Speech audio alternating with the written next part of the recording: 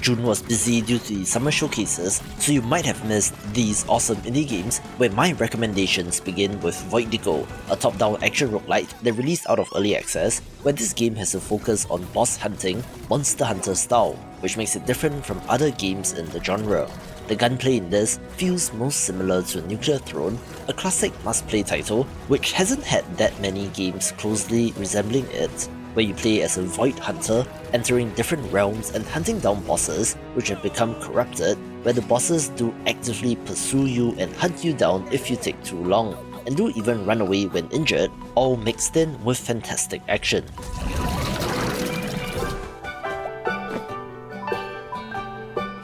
A title which was released during the Wholesome Direct is Smushi Come Home, a cozy 3D platformer where you play as a little mushroom trying to find his way home. You do so by befriending the woodland creatures and have an array of tools and equipment that you gradually unlock, where this game is as charming as it looks with equally pleasant vibes. Close comparisons in the space would be A Short Hike and Lil Gator Game, where this title is another excellent addition to the space.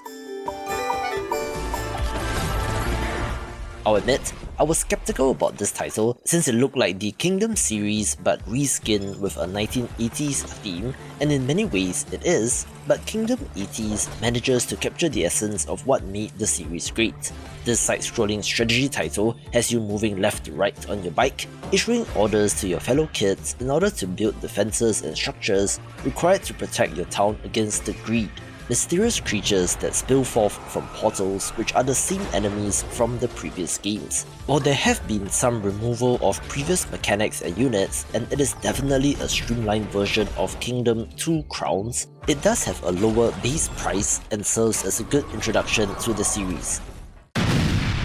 Here's a surprise section on bigger games, where Harmony: The Fall of Reverie comes to us from developer Don't Nod, also known as the Life is Strange people, where this is another narrative-focused title where you use the power of clairvoyance to prevent an apocalypse, having an interesting two worlds setup as well as the narrative choices and paths exposed, being another well-written title worth a play. A first-person survival title that has been getting lots of attention is Forever Skies, one that is set in post-apocalyptic Earth, where the surface of the planet has been engulfed in toxins and you operate from a mobile airship base, initially exploring apartment buildings and scavenging what you can, and then eventually descending to ground level, where this sci-fi title is beautifully done and I cannot wait to see how it develops in early access. Developer Frictional Games are the masters of the first-person horror game. See the Amnesia titles as well as Soma, where the latest entry is Amnesia the Bunker, set in a World War I bunker with a monster lurking in the dark, where if you hate clean pens, this is the game for you.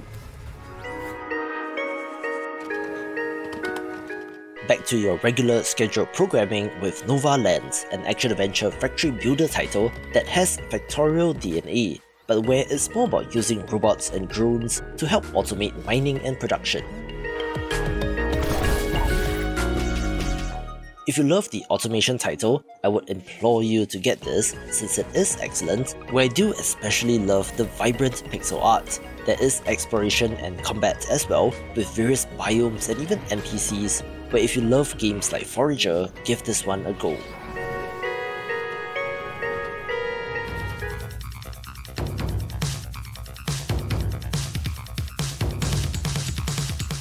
My goodness, strategy game fans, you are in for a treat, since Shogun Showdown is really one of the better games to come along in recent memory, where I would describe this as a side-scrolling Into the Breach, if that makes any sense.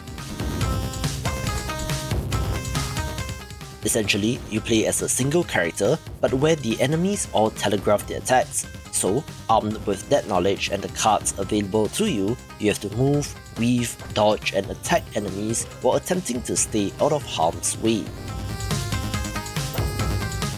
There's an interesting queue system for your cards, where you're lining up multiple of them before deciding when to execute, so it's a little bit different from your usual deck builders and has great pixel art as well.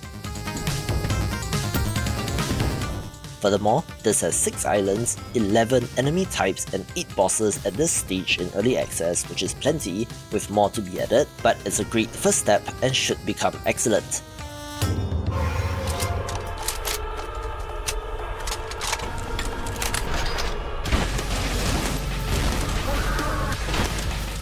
Okay, so in looking a little deeper at the key art for this game, apparently I've been pronouncing the name of the game wrong, since it is Trepang Square and not Trepang 2, where I was wondering where the hell was Trepang 1, where this is an excellent all-action first-person shooter where the guns just feel awesome in this. Many people have compared this to Fear, and rightfully so, since you play as a super soldier which has abilities like bullet time, but it's a lot less jump scare focused and it's just all action.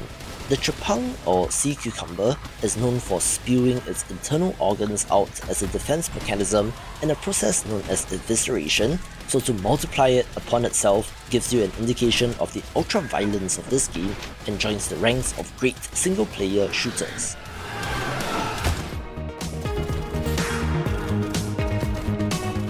Of course, I have to mention Brotato, which released out of early access, since this bullet heaven roguelite is excellent with so much variety and what seems like an endless amount of content, all at a low price. In the style of Vampire Survivors, you are besieged by enemies on all sides, where the contained arenas gives it a little bit of a different feel, but the upgrades, synergies, and finding out how overpowered you can get is the fun part.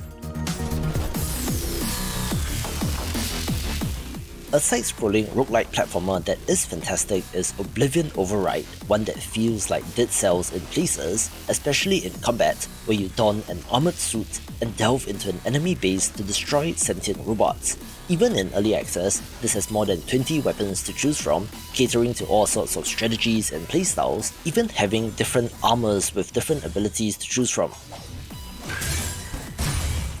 There is the now expected meta progression system in modern roguelites that allows you to get incrementally stronger from run to run, with some fantastic art and bosses as well, where their first major update should be out sometime soon in July.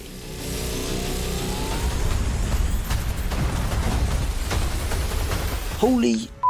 the insane success of BattleBit Remastered continues to stun me, where since we last took a look at this, which was just last week, the number of Steam reviews has increased by 10,000, which by rule of thumb estimation equates to 500,000 more copies sold, which is just insane for a 3-person developer team.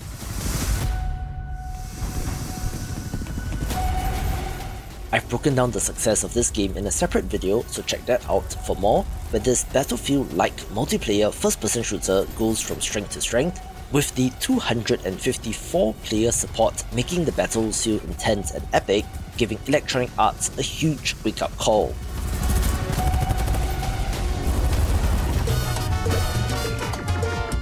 If you know me, it will not be a surprise that I love Dave the Diver. Since this roguelite fishing management sim title is just so compelling, where you fish in the day and sell sushi at night, while exploring the depths of the ocean to uncover ancient secrets, where I'm completely hooked on this, and you can watch this video for more of the best indies of the year so far.